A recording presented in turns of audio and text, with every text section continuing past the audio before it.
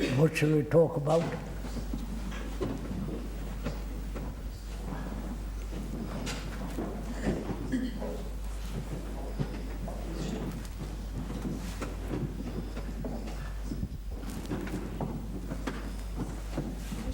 Why is it that in spite of realizing, of understanding what the causes of attachment are, and in spite of observing and having experienced the disastrous consequences of it, why is it that one still cannot be totally free of it? One is still clinging to things and to people. Any other question?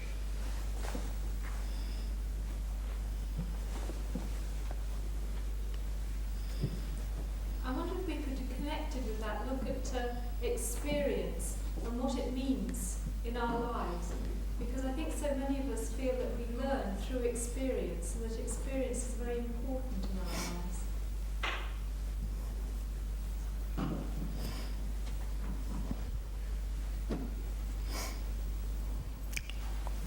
Krishanji, this morning in our morning group, the staff and students were talking about the division between staff and students and what could be done about it. Some people thought it was rather bad, the division between staff and students. Also, how can we help our children if we're not responsible for other people's feelings? And it seems that we can't do much to help people in their lives. How can we help bring up our children? In what way?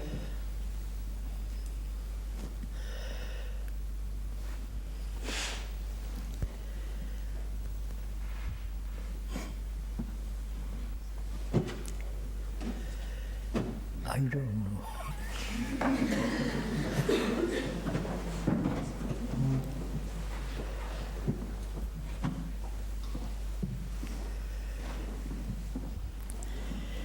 The vast majority of people in the world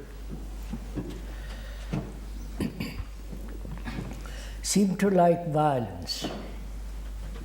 I'll answer your questions presently. They seem to like wars, killing each other.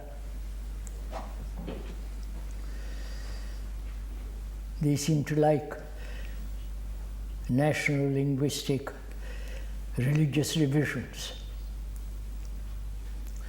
And one wonders if one can bring about a group of people who are free of all that. Not merely intellectually, but actually in daily life, not to belong to any group, to any sect, to any nationality, to any organized belief of religious dogmas, rituals and all that business. To be totally free of all that first. And can we bring about a group of people who are completely involved in bringing about a transformation in themselves psychologically and so outwardly, completely dedicated to it, committed to it, involved in it, so that such a group may have very little outward conscious effect, but perhaps they might have unconscious, deeper effect. Is that possible?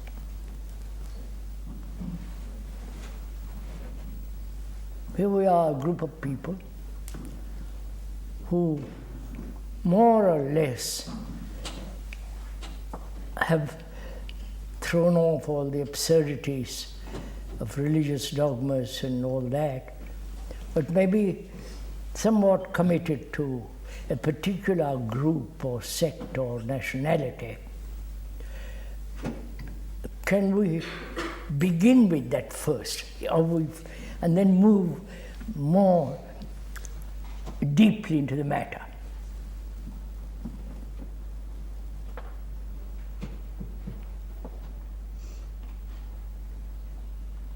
Otherwise, talking seems so endlessly useless.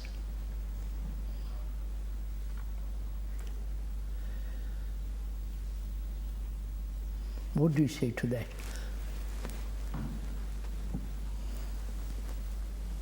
Christian, you said that the small group might not have very much outer effect,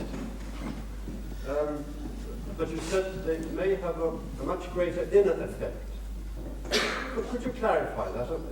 I don't quite understand what you mean when you say it wouldn't have very much outer effect. Sir, I mean, after all, suppose I've heard somebody for the last 20 years, every time he comes here or goes there, and I have more or less studied, meditated, whatever one does, and I intellectually agree with what he talks about, but emotionally, inwardly, inwardly,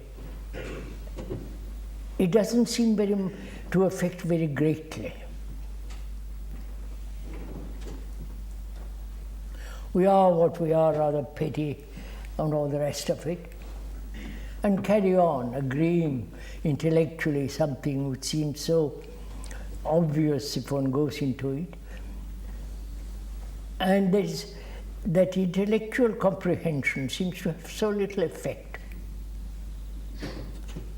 And then we raised all the problems, how to bring it up, how to relate the intellectual concept to daily life and so on.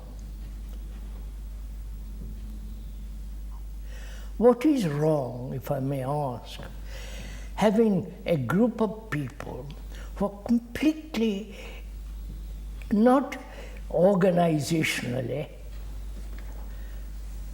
but inwardly committed to a global relationship, the ending of, the killing of another human being for whatever cause it might be or principle, and involved in understanding not only themselves but concerned with the transformation of society and so on. Is that possible?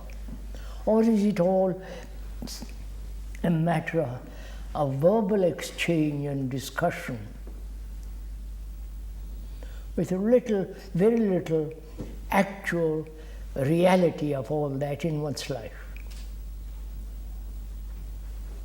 So I think my question is, how does the inner work of this small group have a global effect? Does it matter?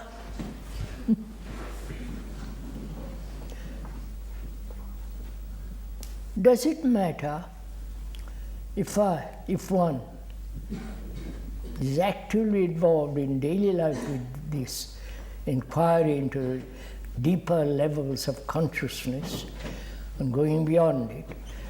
It may or may not affect the whole world, but such a group has a vitality, an energy, a drive which may affect the world.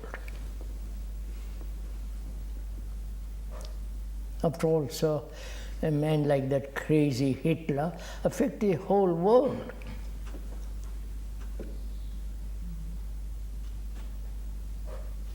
It's in this state, is there some outward action that is implicit? Or is just the very fact of being without violence, being what you've described, an effect in itself? I don't have to. You ask them what they think. When you give the example of Hitler, obviously people like that did outward things on a horrendous scale, you were describing a state which could be very subjective and within the person and not have very But much outward but expression. madam, I don't separate the outer and the inner. One may not separate, but But you have separated it.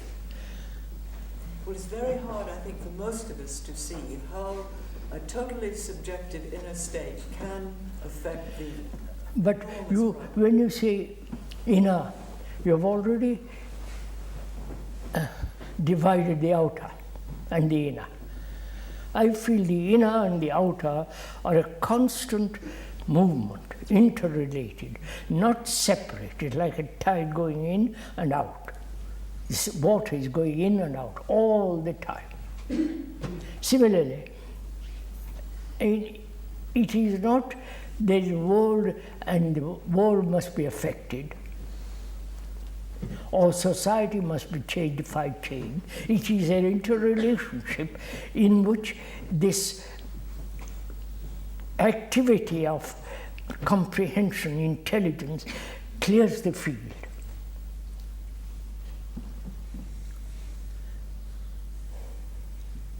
But does the communication have to take place through a physical manifestation? One's behavior actually physically impinging on one's surroundings? So that raises a question, which is, why don't human beings, including oneself, bring about this intelligent activity of not living as an isolated life, separate from the whole humanity? Why do we say it won't affect or will affect? What are we concerned about? Changing the vast mass of people who are not interested in all this. They are really interested in football. Their heroes are the players, whether it's religious players or the football players. They're not interested in all this. But those people have the votes and they can elect the politicians we've got, and those politicians are... So what will you do? You have elected them.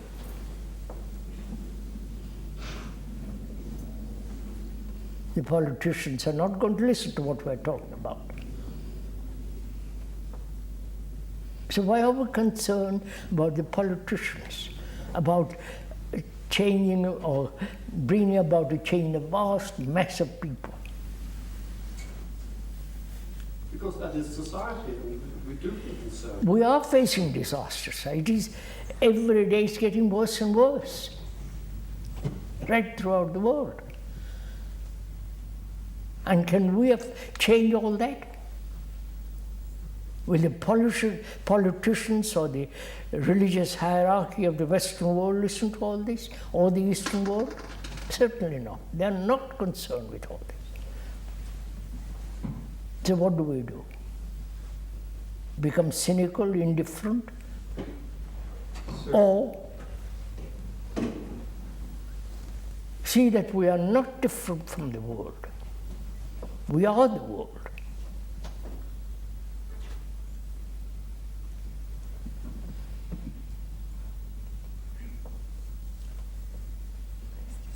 I think to create a group like you said is not easy because even here in Broadwood,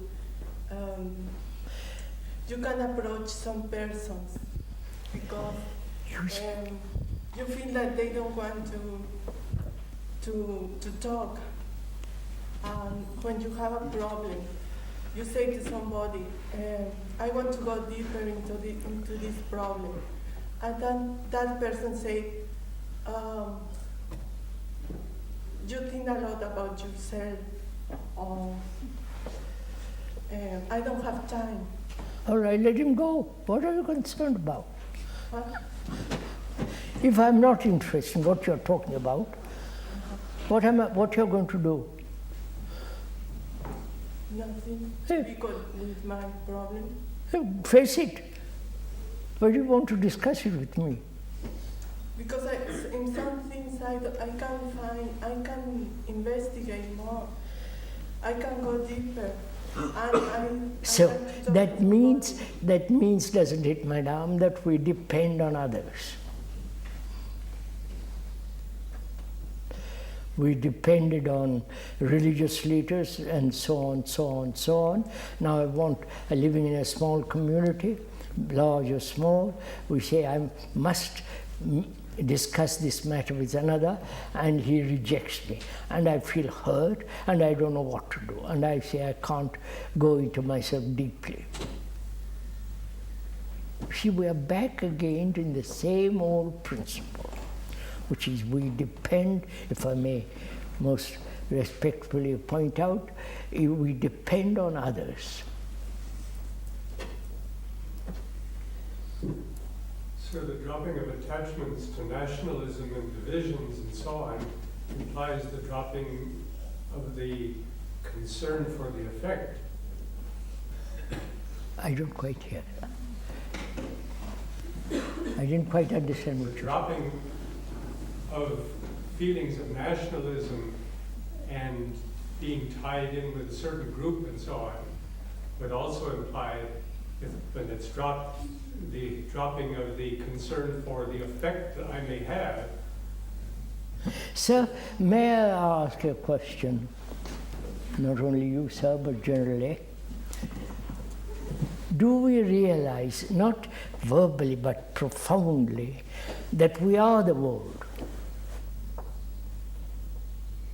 So are you saying that when I have a feeling of anger about something, it's the same anger of Hitler or anybody else? I mean, the feelings that we have, even though they may be smaller, we may not do terrible things. The essence is the same, so there are the grains of all those emotions in us that we have to drop once we see them in ourselves, and nobody else could show them to us. Madam, I wonder if you are answering my question. Do we feel actually, not in abstraction, actually in our life, in our heart, that we are essentially the world and the world is us?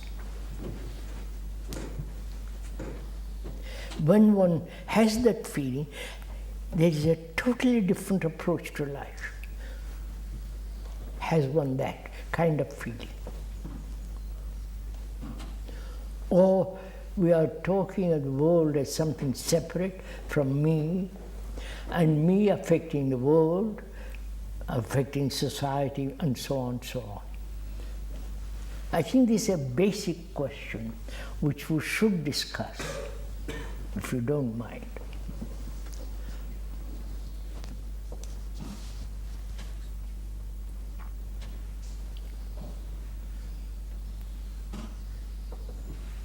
Are we isolated human beings? You living in this country and I living in California or some other place, are we isolated and acting in isolation? I wish you would discuss this matter. I think that's how I see it, sir, yes. And each one is trying to affect the other. Each one is separate and trying to find unity, or the very idea of isolated individual is totally an illusion. I would like to discuss this. I may be wrong. I would like to go into this matter. Since you want to discuss with,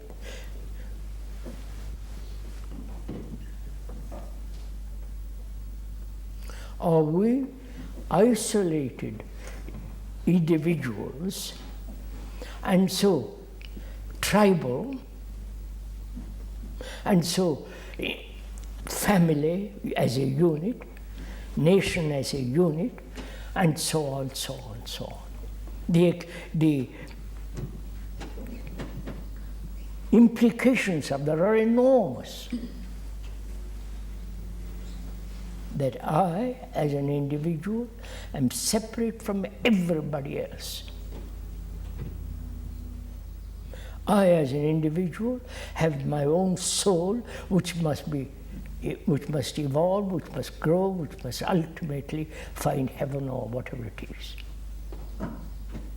Krishnji, when you talk about attachment to religions, attachment to nationalities, That's it. I think that most, having talked with many of the students here, I don't think many of them have this feeling. All right, Probably sir. none. But I still think this feeling of me, which is isolation, which is me as an individual, is that I wish you talk about, you go into it. But if we've never felt this the feeling of being, Big one. if we've never felt that feeling of being the world, If we've never felt this feeling of being The word. then how can we discuss it? She's saying if we've never felt this feeling of being the word, how do we discuss it?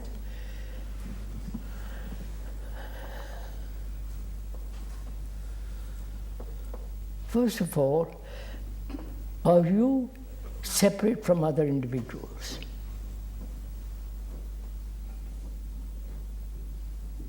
Are you an isolated human being living in a very complex society, struggling for yourself and your family and so on, is as a single unit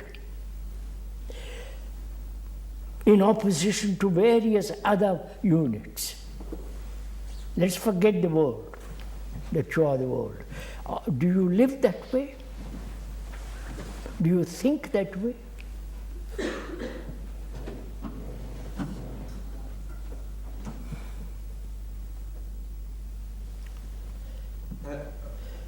I think most of us, in one form or another, do. Now, what does that lead to? The consequences of such an attitude towards life.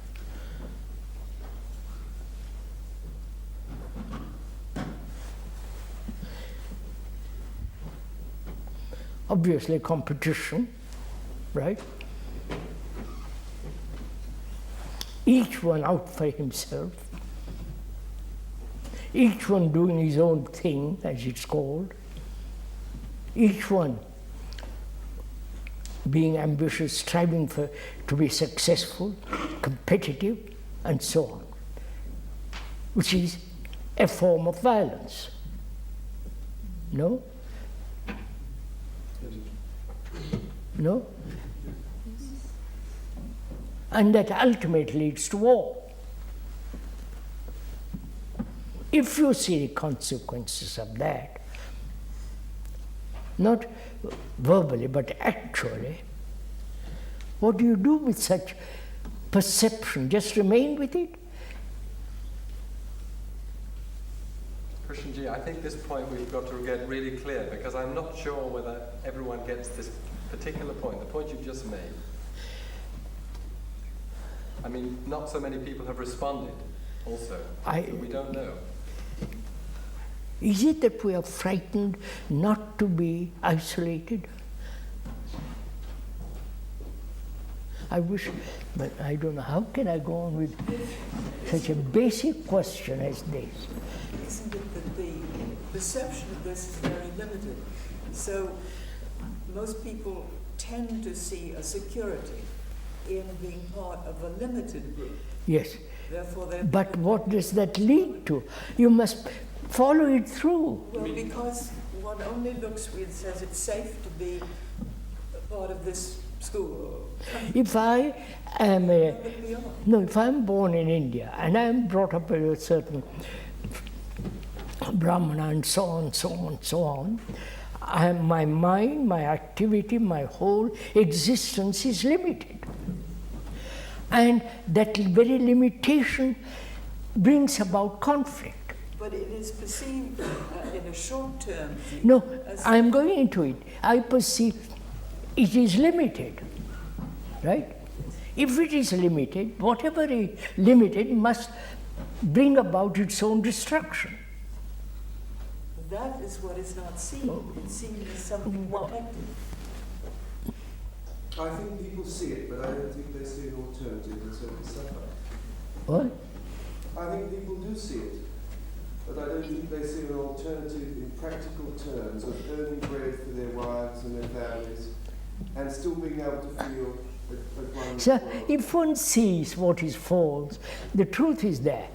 You don't have to find a substitute.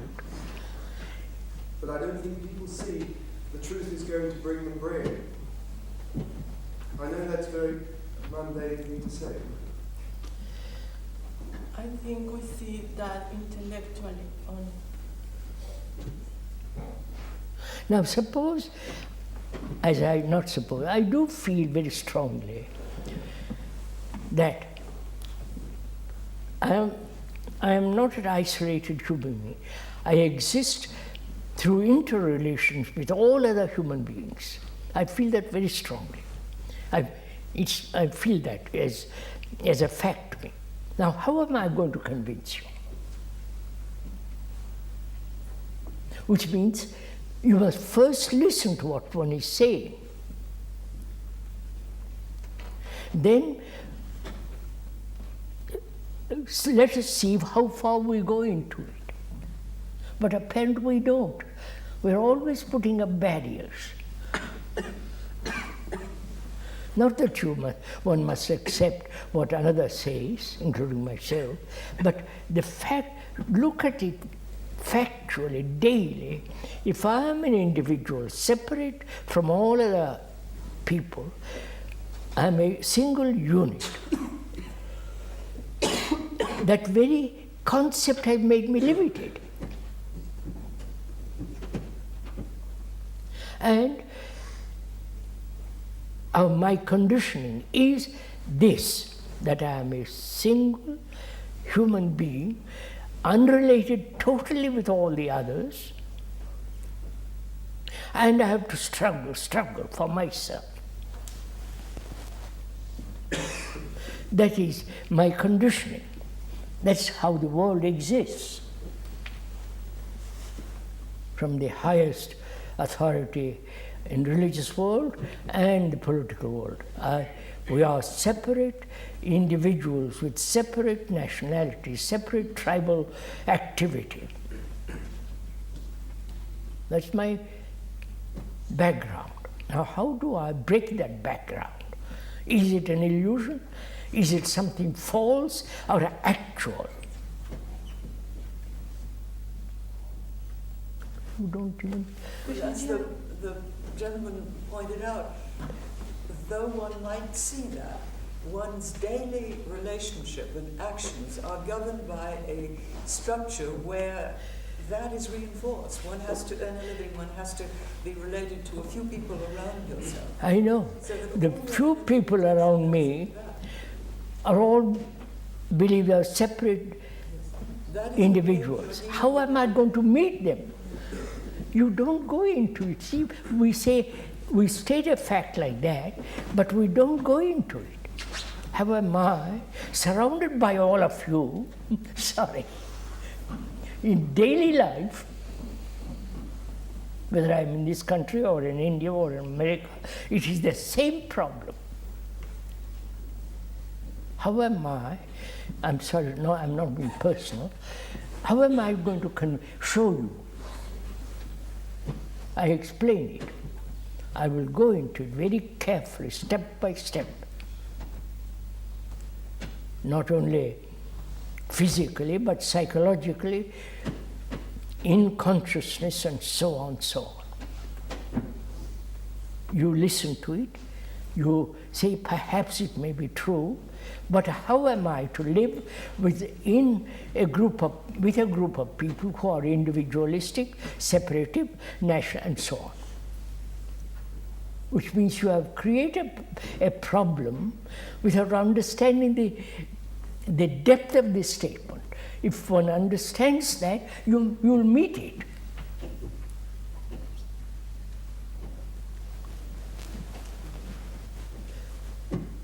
I think quite a lot of us may state facts from what we see, but we aren't used to, or we aren't quite sure how to investigate. Are you saying, sir, that we haven't the capacity, or we haven't investigated anything, we accept? Now, are you interested in investigating this question? That means tracing out to the very end of it, not say, well, what am I to do in life, surrounded by idiots? I feel that's the wrong question. I think quite a lot of us are just, even though we are interested intellectually, aren't really prepared to go into it step by step, right through to the end. We're just wanting to let you babble on for an hour and a half, whatever. I'm not sure. Look, sir, here is a problem. You feel that this concept of an individual is totally illusory. Now, how are you going to explain to me, who am convinced my conditioning, my whole upbringing has been that I am an individual, that I must struggle for myself, otherwise I'll be destroyed, and so on, so on, so on. How are you going to show me?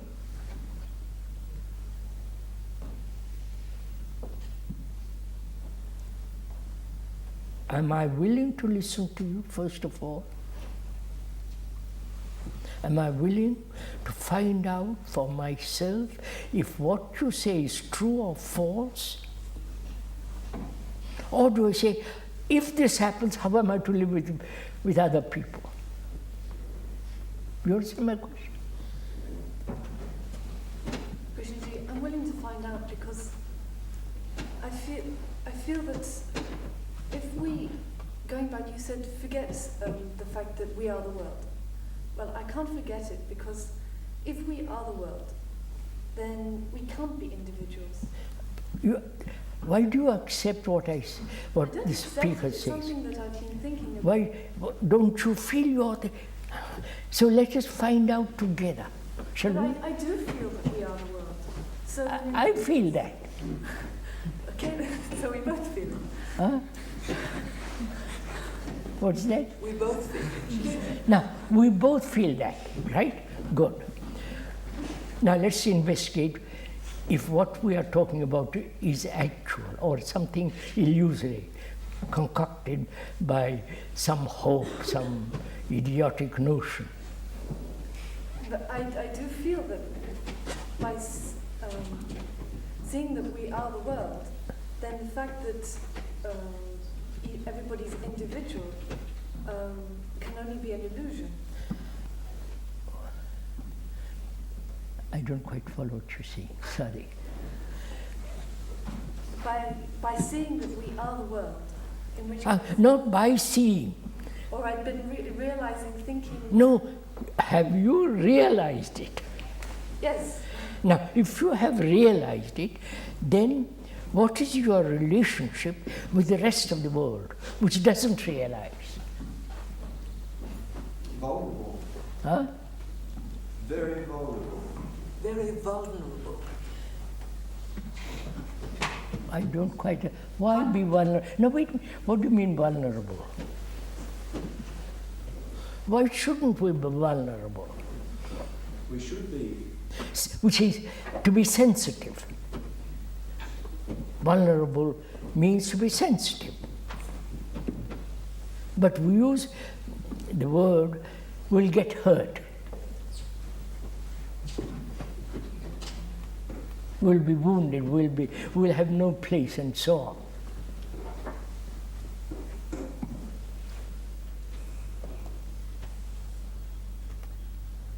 You understand? So what do you and I do? We are living here at Brockwood or in London with a lot of people who we think we are nuts, or we are illusive, we are some kind of cranky, exotic ideas. What do we do?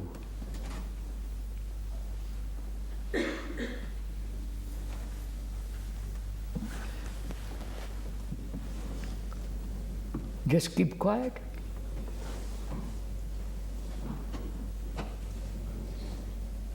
Which means either silently accept, you follow? Silently accept what's going on, or you react against all that and withdraw, right, into a cell, or what? Go on, please. I don't want to help you. Go into it. Well, when you realize that you are the world, and you live that way, realizing it, then being the world, you have an effect. What is your relationship then with the world?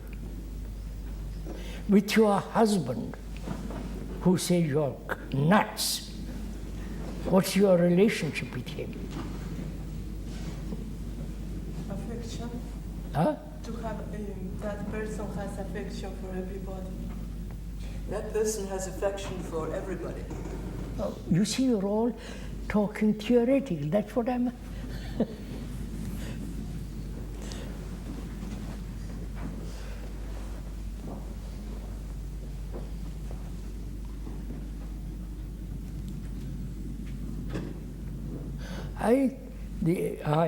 The speaker says this is the way to live, which is that there is no separate existence. And if you think in separatism, then you are inevitably going to create war, destroy each other. Now, how am I going to convince you of all this? Show it to you. It's my responsibility, right? Or do you say, sorry, this is my own understanding, I can't do it, people won't listen, I keep quiet. I won't. It's my responsibility of something which I have seen as truth. It's my responsibility to work for it. You follow? I don't want to sit back and do nothing about it. It's my responsibility. So if you realize, or you think, or you feel that you are the world and the world is you, then, and you're living with a load of people that think you're nuts, you would try to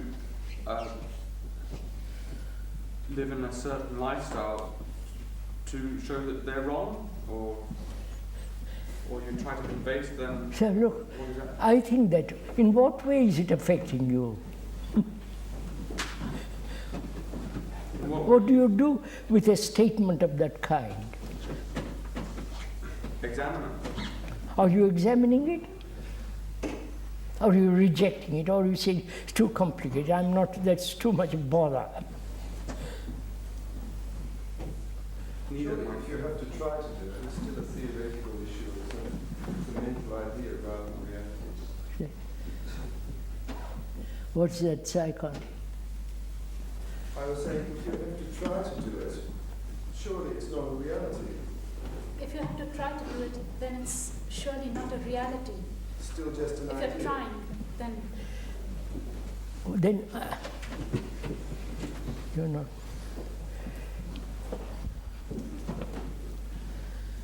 I can't see why, if you don't talk profound ideas to the people around you, they're going to say that you're nuts. I mean, presumably,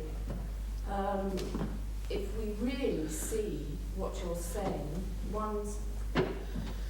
you have a better relationship with the people around you, and they can see that. I mean, I don't see what one would do to make them think you were nutty, unless you just talked about the ideas. We are not talking about ideas.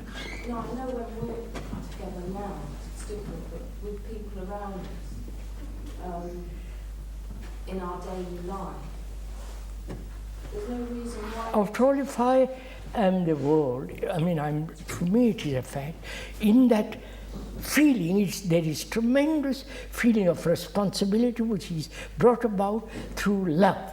I dislike this word to use love, but I'll use it. In the feeling of this, there is love, and that love has its own responsibility. Now, then you will ask, what will you do? But that's a wrong question. Well, I say, please find out why you don't feel this. See the truth of this. What is blocking you? Why don't you see the actual fact of it? Krishnaji, is it that most of us live on the level of what do, what you just said, whereas that sense of inner reality is a bit of an abstraction? We live on the thing, what do we do about whatever? Look, madam, that's not you're not answering my question. Not what will you do, which is the future. I'm saying that's what I know this what that is, you want a guarantee of what you will do. Can I give an example? I've found that it's thought that spoils things, because when somebody has done something to me that hurts me, when I'm face to face with them, I actually don't feel the hurt or against them. I feel a love for them, but I doubt if it's the same love that you're talking about. But I feel I do. But when I go away and start thinking about what that person has done, then I start to get those feelings that one wishes to happen. So it's the thought that makes it.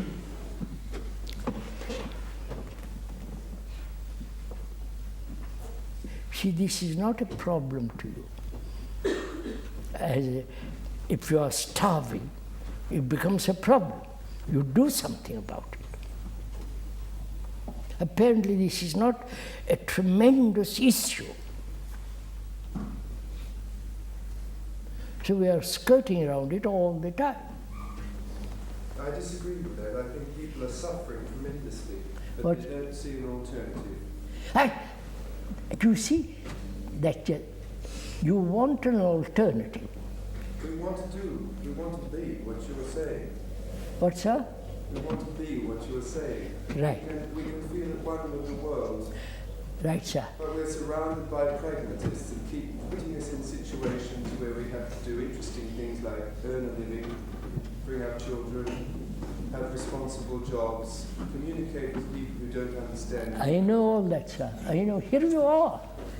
I don't know how to go up there. And we feel lost because we can personally feel that in an ideal community of people who feel this, there wouldn't be a problem, but we don't have that ideal community. We haven't. Here you are, sir. I don't have to go out there. In Brockwood, that exists. So what shall I do? What's my responsibility? Well, I think we need to be able to translate your truth.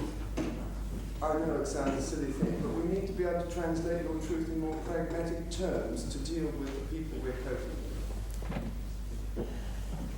My question says, why don't you see this thing immediately, instantly?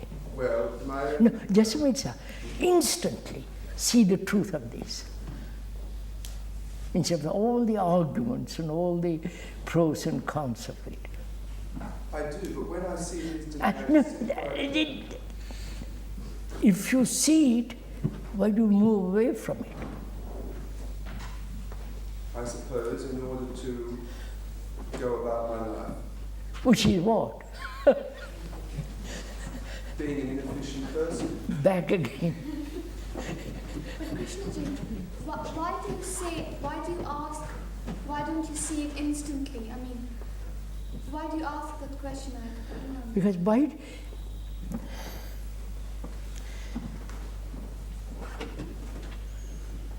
you see something instantly, don't you? Yes, when you see. Not, yes. I'm asking, why don't you see instantly something so palpably real? Why you discuss all around it? What's the matter with your brain?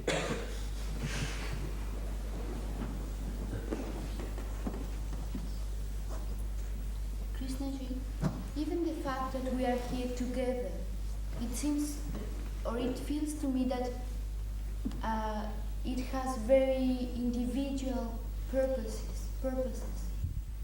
You see what I mean? Like, even the fact that I'm here to try to see that I'm part of the world has very individual purposes.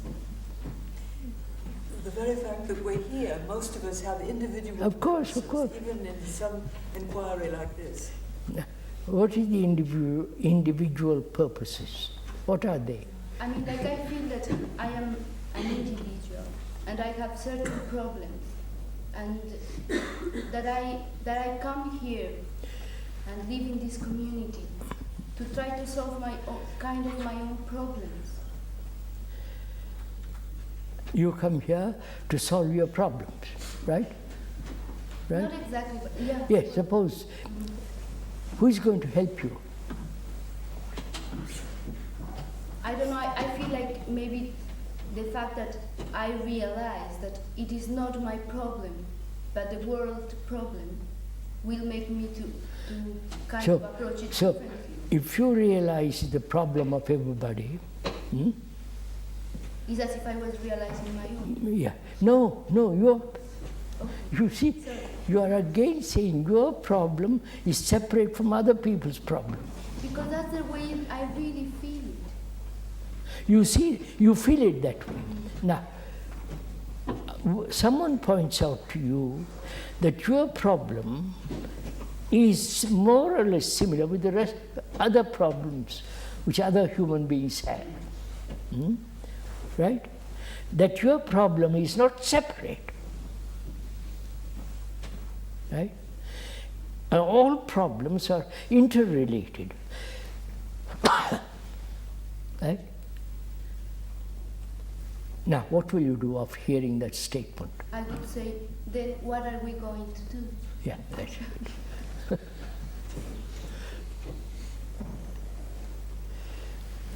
So what shall we do? We seem to have been going round and round. Yes, sir, you're going round and round. In and out. Is there a fear that if we penetrate or really go into it step by step,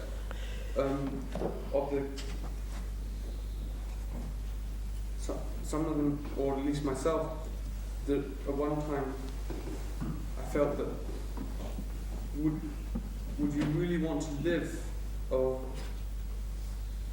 would you be able to stand up to the responsibility of seeing what you have seen?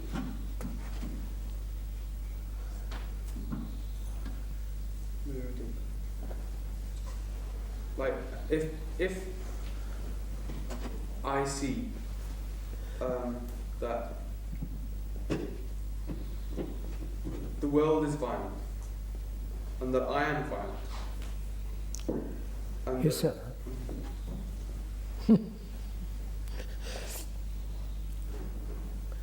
Sir, look, sir, I feel personally that life is sacred. A human life is sacred, and therefore I won't kill anybody. You follow? I won't That's a horror for my country, for my God, for my anything, or the principle I won't kill. Now, how am I going to convey this to you and want to show the truth of it when you are saying, well, life is a matter of killing each other for survival? How am I going to show it to you? Right. How am I going to say, look, for God's sake, look at this? It's so important.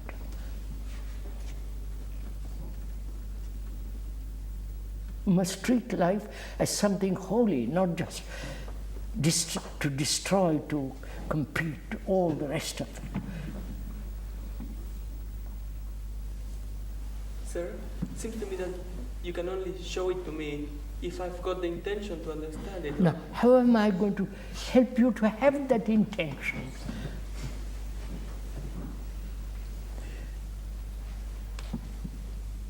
Here we are, 100 of us. How am I going to show it to you?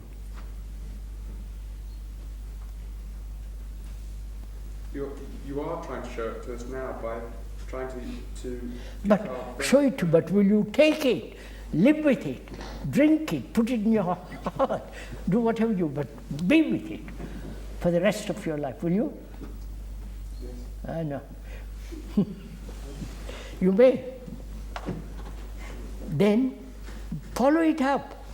Then what will you do in a society that's at war? That has been trained to war.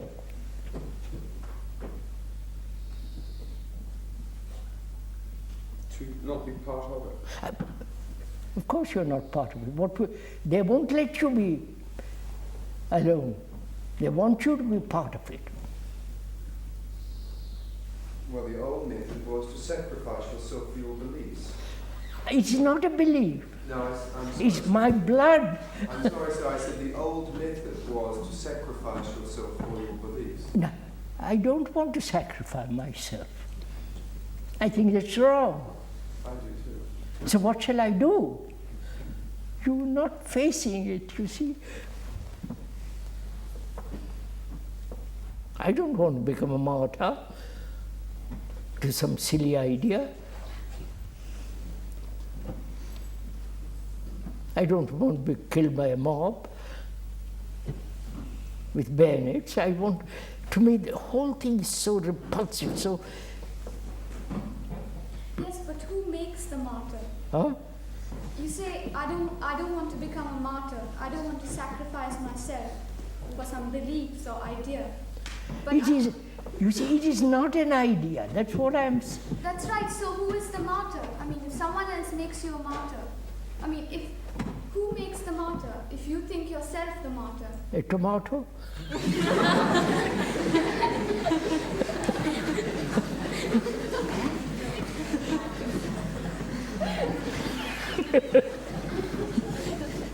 Sorry, it sounded like tomato.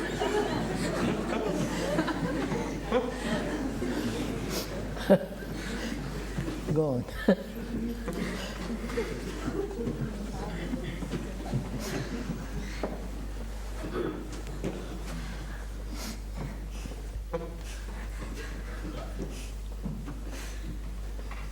It's a relief to laugh a bit.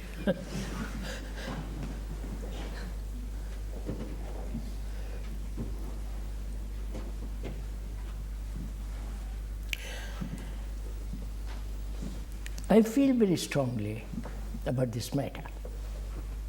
I don't want to be a martyr. I don't want to sacrifice myself for a principle, for a belief, for some other conscious or unconscious reason. But I actually feel in my blood, in my guts, in my heart, that to kill another is the most unholy thing. I'm living in a society, whether in India or here or somewhere else, that says As a nation, we must protect ourselves. Therefore, arm. Therefore, be prepared to kill. What then shall I do? What's my responsibility? What's my relationship to something which is so ugly, diabolical? What shall I do? What's my relation? Put yourself in that position. What will you do? You're also... Sir, you can't stop the politicians, but you can't stop yourself killing. If I see the fact of my being violent and with my words and actions and I'm killing our people, I'm going to stop doing it. Yes, you have stopped, all right. Yes. Not I'm going to stop doing it. Stop, you stop. Then what's your relationship with the rest of us who think the other way, who act, live the other way? What's your relationship? I think that's where we're stuck. What's that? I think that's where we're stuck, sir. That's where we're stuck. Why? Because we only feel we can speak our truth. No, sir. I'm asking, if you'll forgive me, I'm asking, why are you stuck? Well, No, don't give me a reason. I know why. But why? You answer me. Why are you stuck?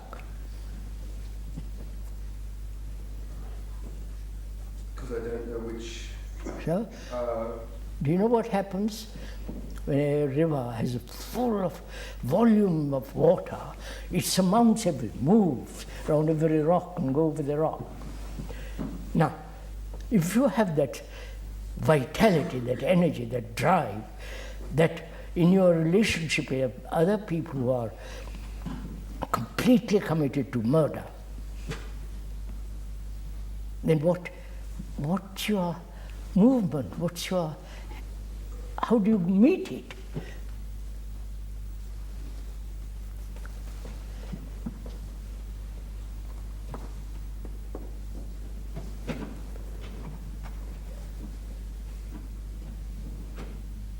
How do you meet opposition? Let's discuss that for a little.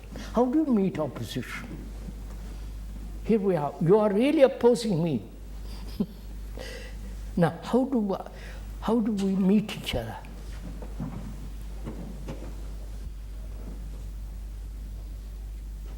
How do you meet something which is diametrically opposite to you? Sir, is it possible to meet it by being unable to be destroyed? No, sir. Have you answered my question? Probably not. By observing it and not reacting against it. Here we are. Please take actual fact. I am saying something to which you are opposed. And how do I meet this opposition?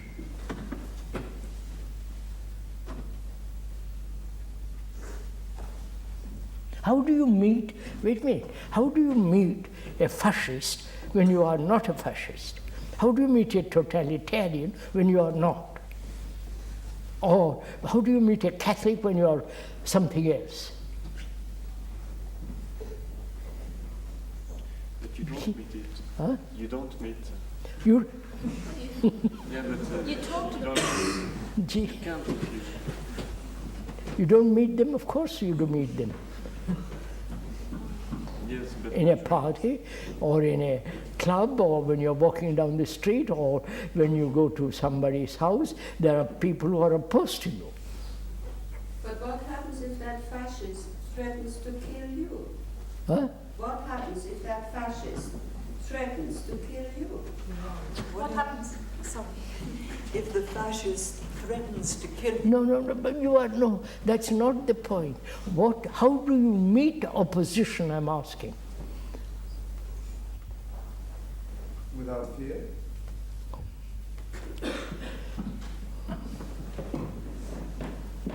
You don't feed it by being against it. You see, you are not investigating even the question. How do I meet opposition? Here you are really opposing what I'm saying. Don't fool you. You are really opposing, consciously or unconsciously. How do I meet you? Do I turn my back on you? Is there anything else you can do except talk to us? Huh? Is there anything else you can do except talk to us? We're going to find out. Do I turn my back on to you? With love. Huh? You have a feeling of love, which might do more than you're talking.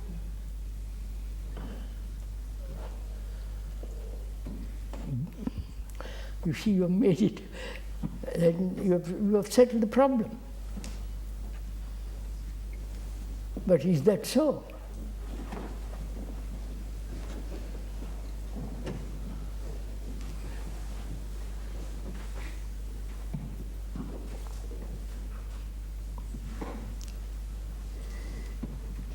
First of all, you're opposed to me.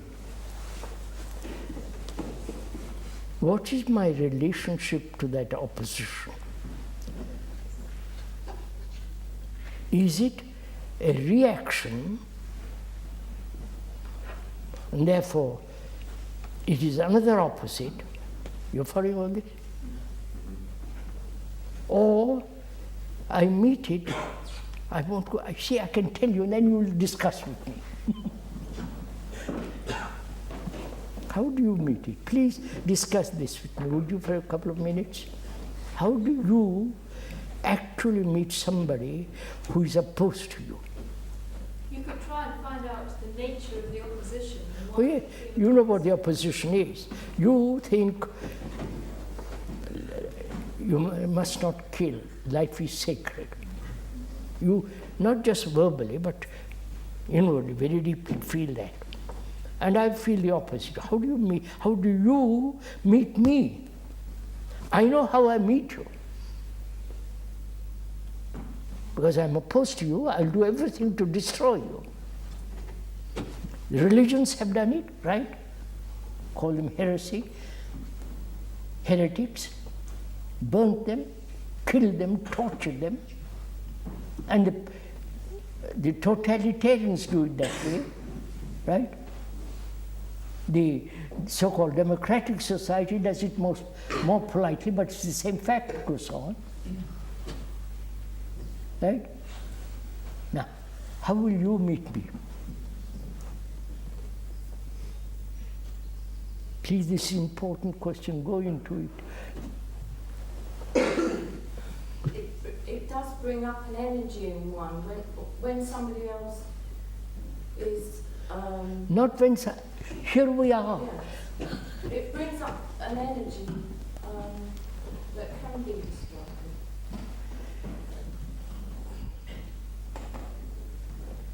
I think I meet you in listening what you said. You have listened. You have listened to me. Yes, that's the way that I meet you. You haven't met me. You have listened to me. Yes, I'm That's not the same. You have verbally accepted what I have stated. That's nothing. No, I'm not verbally accepting. No, Madam, I'm asking you, please, how does one meet something that, an opposite that you don't, within all your being you say that's repulsive, I won't touch it. How do you meet, you understand what I'm talking about?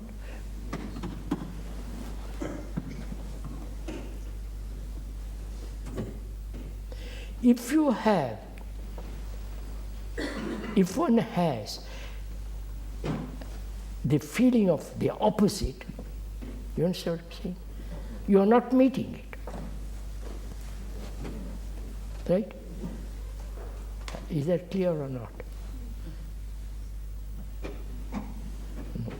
You're saying therefore you're opposed to it, you're not feeling to the opposite, is that what Beg pardon? you're saying? Therefore you're in opposition to the thing, to the other thing, if you have. Now, just a minute.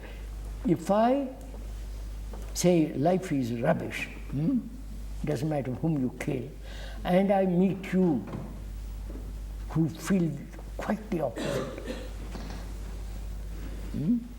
how do you meet me? If you think in terms of the opposites, right? We won't meet each other. We have an argument. That's all. That's what's going on now. You get? Yes. So, just a minute.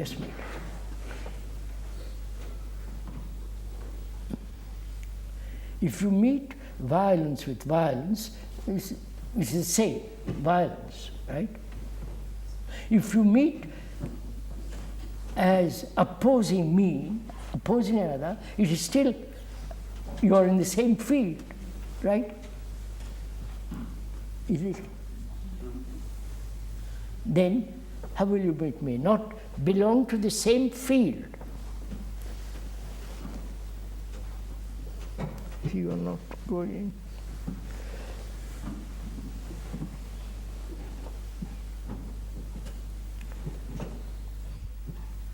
Psychologically, do we realize that any opposition of any kind,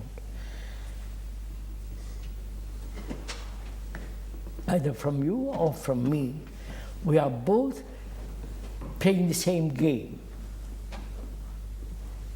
Is that clear? I wonder.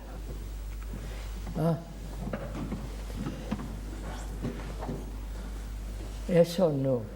Yes. We are both playing cricket.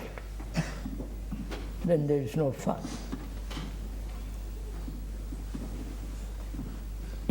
Is your mind, your reactions, are they opposing?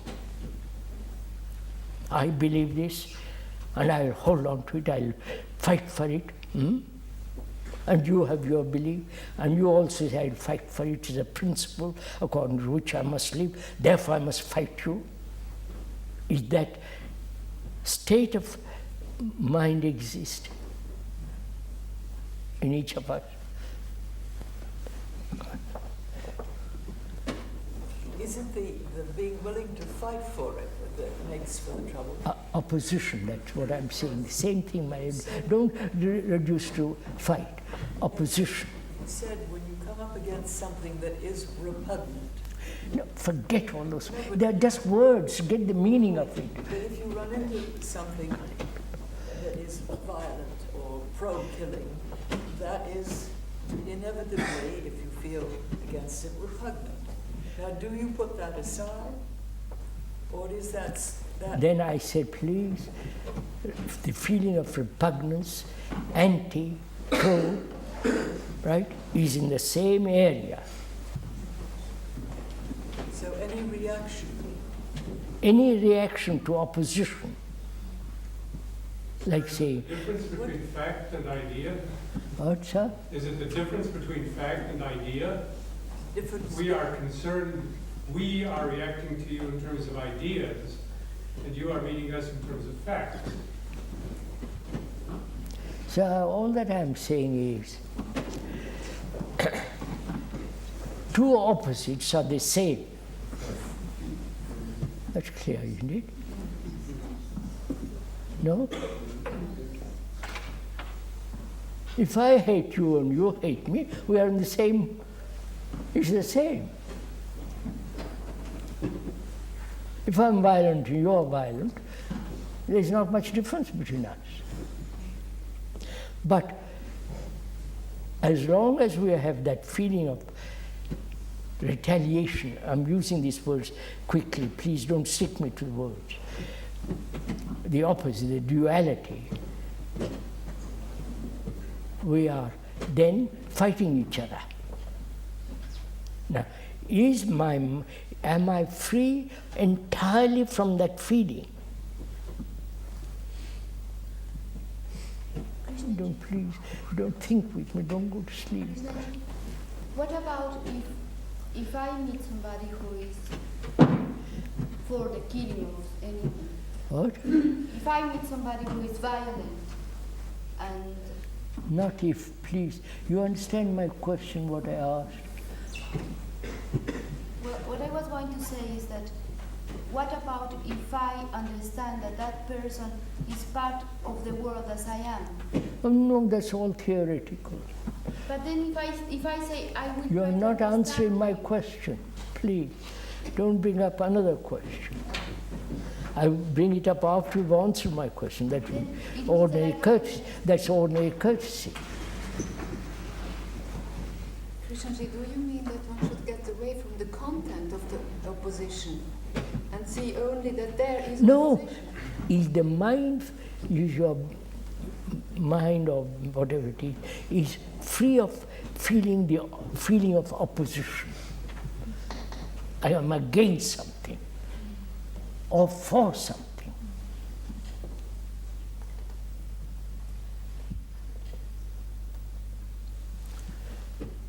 I don't think it can be, because one's still in the realm of ideas. It seems as long as one thinks in ideas, one must be in terms of... I'm not talking of ideas.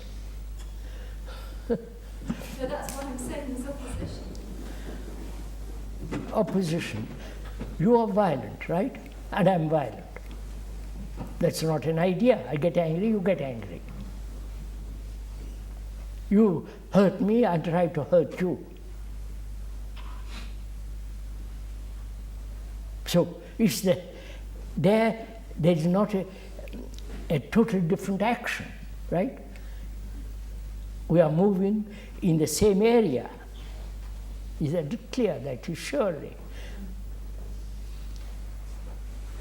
Now, is there a freedom from this feeling of for, against, wanting to stand by a principle and willing to kill somebody for a principle? You're missing something so good, you know. Krishna, what I feel when I'm in opposition to somebody is that I'm fighting myself in that person, and that there isn't any difference between me, that I have all feelings. So will you be free of that feeling of the opposite? You understand what I'm saying? Please, let's discuss it together if you don't mind. The feeling, the opposition doesn't exist. Yes. It's very subtle, very complex, this thing. Which is... Without a feeling of abandonment. What? Without a feeling of abandonment. Without a feeling of abandonment. No, you see,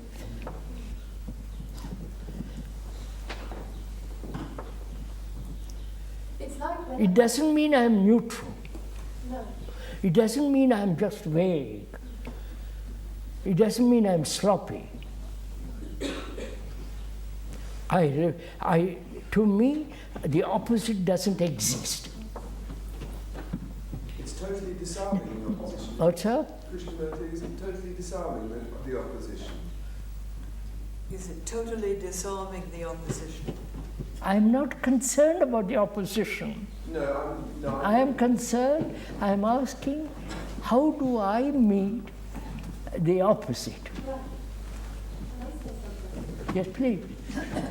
What I know is that if I find I am in opposition to something, that is something to which I am still attached. That's quite right. Right. So that I only have to look for me. It's like the Not only me. person. The only person I have to deal with is me. Yes, but I'm interested in finding out, is there a brain or a mind that has not opposites?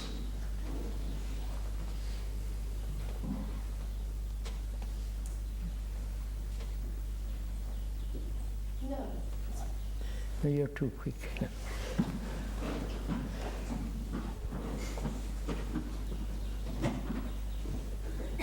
Now wait a minute, perhaps we'll understand this better. Has love an opposite? Which is hate, which is arrogance, vanity, then it's not love.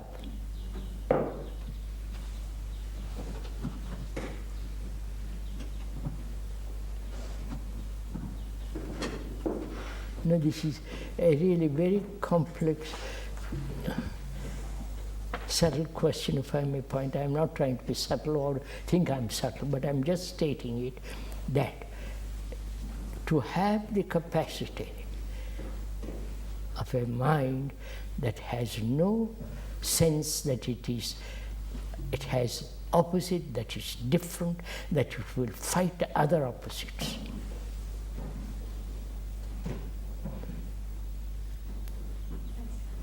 I do feel that a lot. And what I was saying, what I was trying to say is that the islands where I feel opposites, I'm still unable to see myself in someone else. I mean, it's like I need to be near that person. If I'm working with somebody and I have a lot of difficulty with that person, that's my gift. It's difficult to see that at times. Difficulties are not oppositions, are they? Well, it's like I have a lot of opposition sometimes in the things that I do. Look, I'm opposed to something my wife says to me.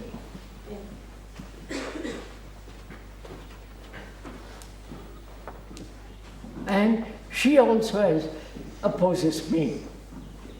Right? We are in that same area, same relationship. So we are everlastingly fighting. Now I'm asking, please just give a little thought to it. I'm asking, is there a relationship between her and me in which there is no saying I'm right, you're wrong, you're right, I'm wrong, opposing each other about anything, even the kettle?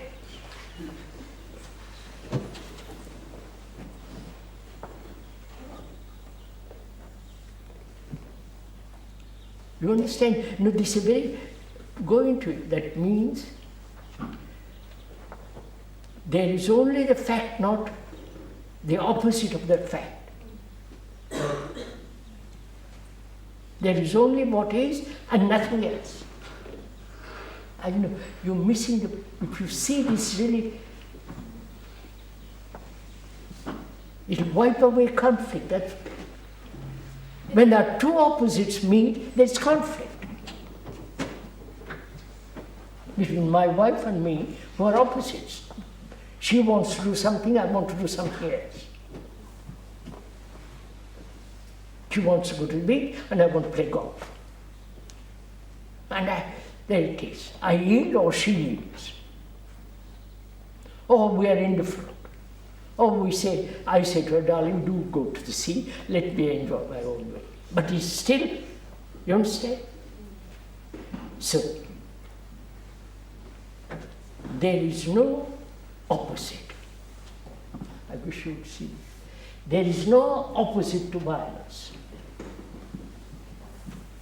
The opposite is non-violence. That's an invention of thought. But actuality is violence. And it has no opposition. If the ending is violence, I wonder if you see it.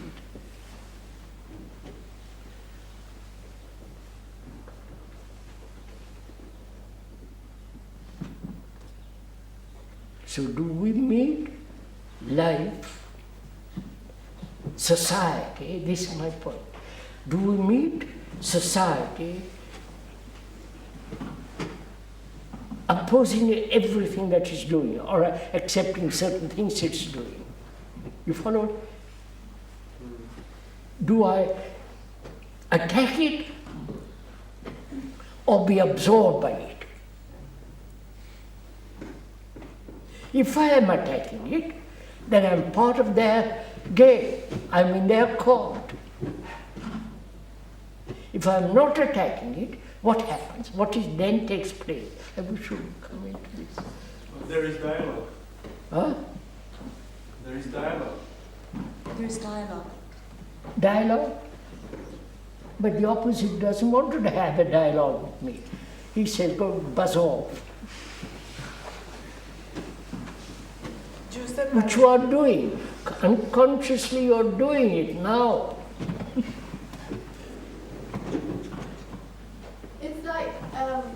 if you're presenting something to somebody and they don't want to listen and they think you're nutty and all the things that... That's very simple. Yeah. But what I think is that if I spend time dealing with the content of what somebody's saying to me and trying to shift it or have them move, I'm not going to get anywhere. It's like all that stuff is useless. But if you are always talking to the person, they seem to align with you in a way which you don't often expect at the beginning. It's like you can't change them, so don't even try. I'm not concerned about my wife. You're not concerned. I'm concerned how I meet her opposition. Right. Well, it may be by doing what she wants to do.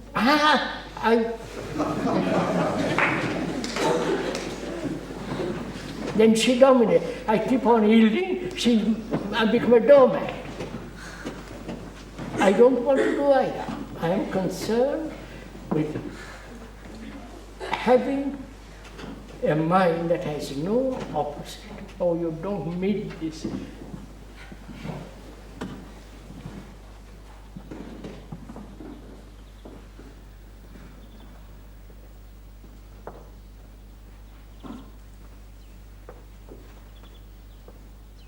Therefore, I don't meet head-on the society. I don't say, I must change it, I must do this and that.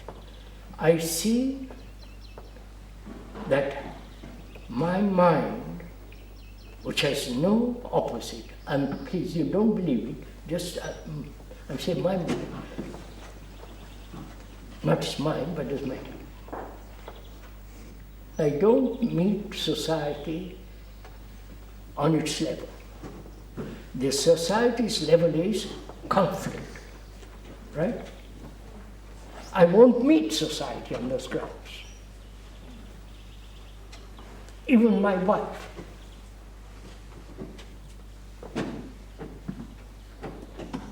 So what takes place between me and my wife and society? It's like I come back to the same thing for me, which is that I can only present myself. I'm not presenting myself. You're still sticking to. Forgive me for pointing out.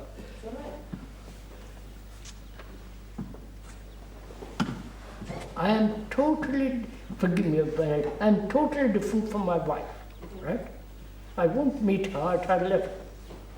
That level may be very high or very low. I won't meet her at that any level, because I'm not opposed to her.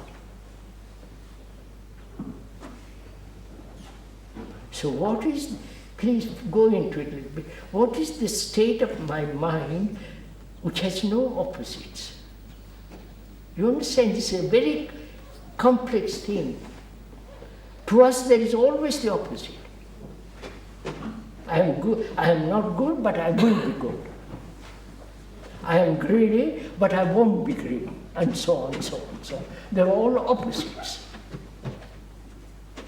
And I won't play that game, because it's absurd, childish. It leads nowhere, logically. But then we fight each other endlessly. And that becomes boring. So I won't, please, boringness. So I won't enter that. So my question is, what is the quality of a mind that has no opposite at all? What's around you will have no effect on you. It's a mind without conflict. Come on, madam? A mind without conflict. Your mind, yes, one's mind is in a state of conflict. No, it's a mind without conflict. Is that so? Yes. Your mind is without conflict?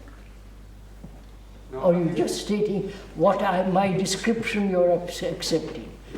You see, you're not meeting this thing.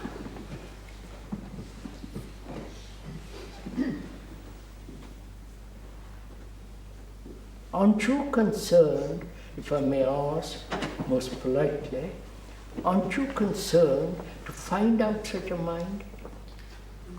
Whether it's false, real, or imaginary, don't you want to see what it's like? Don't you go to the museum to see Picasso? If you like Picasso, that's or Rembrandt or some other. Don't you go and aren't you curious even? Yes, Krishnji, but I think we're so used to yielding or opposing. We're so much in the habit of either yielding or opposing, we feel a bit lost. But aren't you, I think it's aren't you interested to find out the mind that has, you understand the beauty of it, the quality of it. If you're interested, then begin to find out whether you are struggling to become something. You understand? Psychologically first. We don't begin at the other end, which is, I have to live in this world, I must be somebody. Then that problem leads totally in a different direction. But if I say, look, the becoming is the opposite. You understand? Do you see this? I am violent, but one day I will be non-violent. One day, someday I'll go to heaven, and so on. So that is the constant thought of accepting something in the future better than what is. I wonder if you see this. Thank you, Baba. Yes, it's like if I do want to change things. Change from what? No, I do want things to change. But what I know is that if I come from owning everything, around me, and not fighting the parts that are actually only my judgment. I mean, it's my judgment or evaluation that something doesn't fit in with what I want. Is your judgment based on opposition? Is your judgment based on... Wait, madam, could take. Is your judgment based on personal reaction? On personal reaction? Yes, I think it is. Is your judgment based on experience? So what does that mean? Limited. Therefore, it's no judgment at all. Sorry. No. Would you please consider what I'm saying for a minute? We have to stop.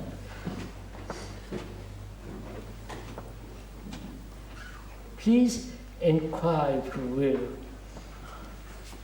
the quality of mind, if it exists, that has no opposite at all. But is it that it just accepts actually what is? It doesn't say that this is one thing, this is the opposite of it. It just says that's a thing, that's a thing. There's just facts. Well, the word that comes up for me is service. The word that comes up for me constantly through this conversation is service. Service? Yes. Serve who? God? Everybody. Why do you want to serve? Because they're poor? No. Because they're helpless? No. Because you have something with which to serve? No, I just know that when I serve somebody, when I have the experience of totally serving somebody, there is no question of opposition or anything. It's like I'm completely just there to do whatever's wanted.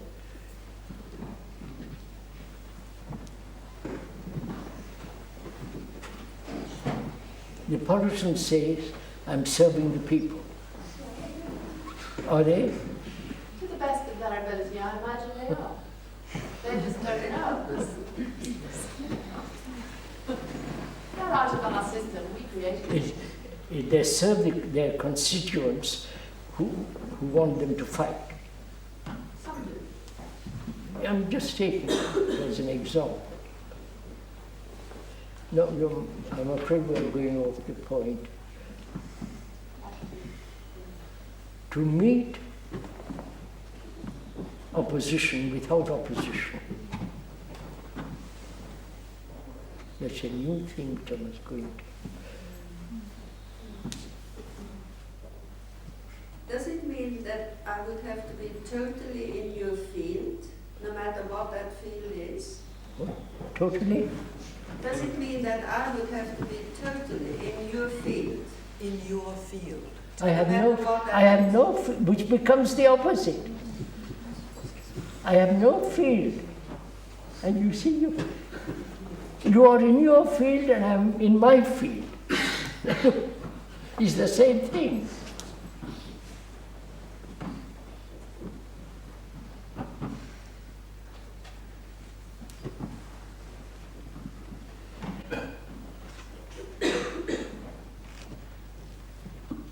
Do you feel you're having compassion for us now, sitting here? What's that? Knowing the answer while we don't. Do you feel that you have compassion sitting here, knowing the answer while we don't?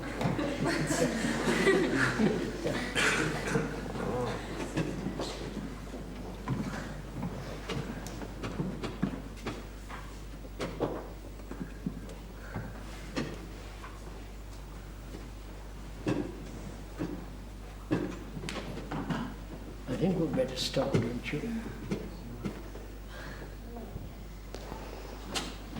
No? Is that an opposition?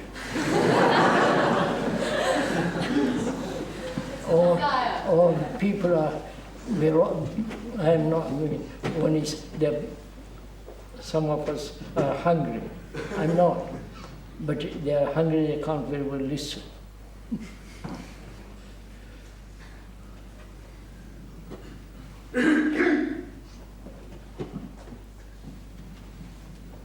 Because it's really, especially the Indian philosophers and sages, as far as I understand them, have gone into this question.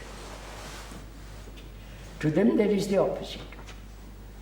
And they try to achieve a state of mind which is not opposite, which becomes the opposite. I don't know if you've seen it. We see that, but that's the point at which we feel we're stuck, I think, sir. What's that? We do see that, but I think we feel we're stuck at that point. I know. I'm not sure you're stuck. I don't think you are, if I may point out, you are not moving easily. You're not like a river that's running. A river never says, I'm stuck. They've got tremendous volume of water behind it.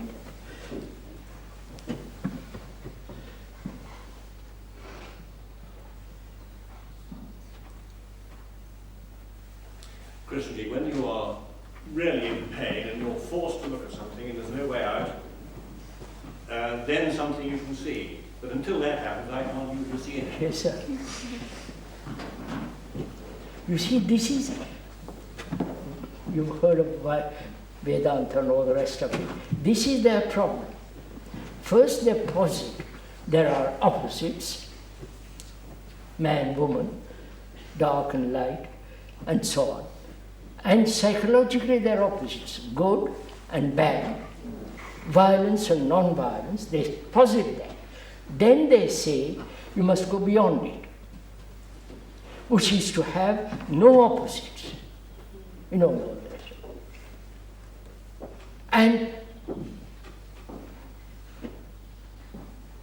that very concept not to have opposites is an opposite. I don't know if I see. Right? Now, not to have a concept of opposites.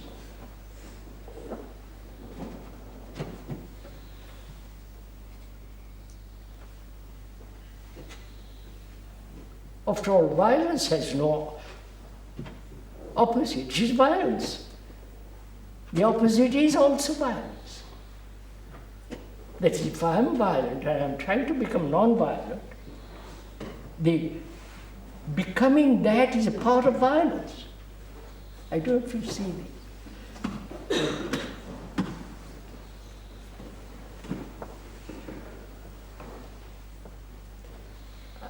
I'm violent, I'll become non-violent. The becoming will take time. During that time, I'm sowing the seeds of violence, obviously, right? You're not going to go. So what? So I better stop because this requires a lot of a mind that really penetrates into things, not just verbally through sort of reactions, just to go into it. See the extraordinary beauty of it. To have a mind that has no opposite.